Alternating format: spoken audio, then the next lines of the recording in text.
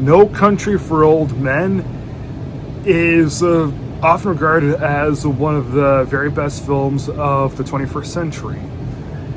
It is Joel and Ethan Coen's crowning achievement, and I personally do not think that they have surpassed it. The movie deals with three people. There's the sheriff, who's Tommy Lee Jones, the good guy who gets caught in the middle of everything, who's Josh Brolin, and the psycho, who's Javier Bardem. The movie takes place in 1980, and there's this massive drug deal that's gone wrong.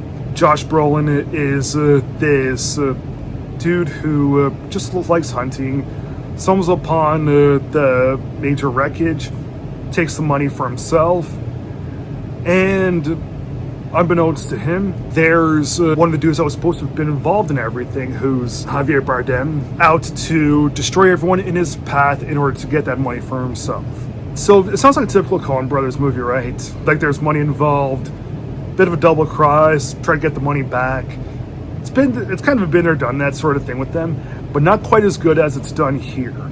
Javier Bardem's thing that he uses to kill people, it's like this oxygen tank, and the way that he's able to kill people, it's pretty bizarre, but kind of genius too. But he's trying to follow Josh Brolin all around. It's really suspenseful, because what the Coen Brothers are able to do with this is, yes, it is a modern day, well, even though it's from 1980s, still, it's a revisionist modern day Western noir. So the way that's able to mix in all these genres is cool. But when they're able to kind of lower the lighting a little bit, make it look dark, but not so dark that you can't really see anything. There's quite a few bits in here where they're able to really increase the amount of suspense by decreasing the amount of noise. Like, there's a stretch where Josh Brolin goes to a motel and he wants to stash the suitcase of money in the air ventilation, and it's little things like that where, like, it's none of that is slow moving, but it's kind of dark and it's pretty quiet, and it really helps draw the viewer into it. So many films that are slow burners, or they're just dull whenever they try to do things like this.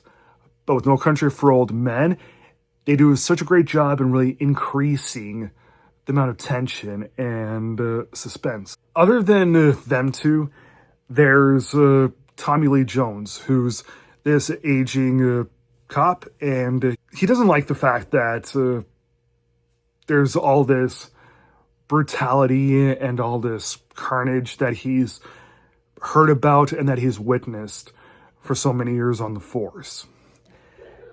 And because he's an actual pro at dealing with criminals, but Josh Brolin isn't, he really feels the need to get on Javier Bardem's trail as fast as possible. Tommy Lee Jones is good, but I didn't really think that his subplot was quite as strong as Josh Brolin and Javier Bardem.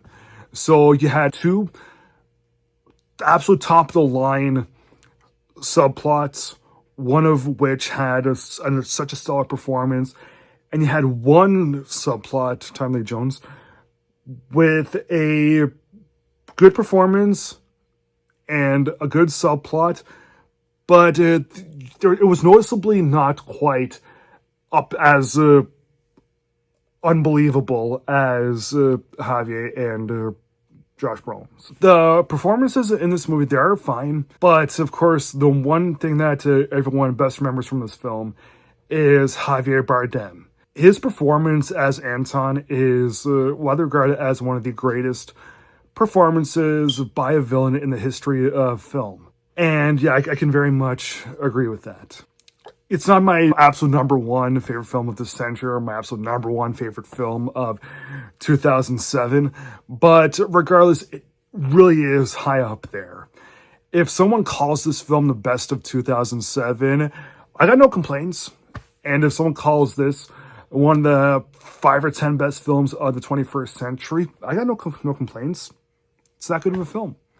I do want to give No Country for Old Men from 2007 4 stars out of 4.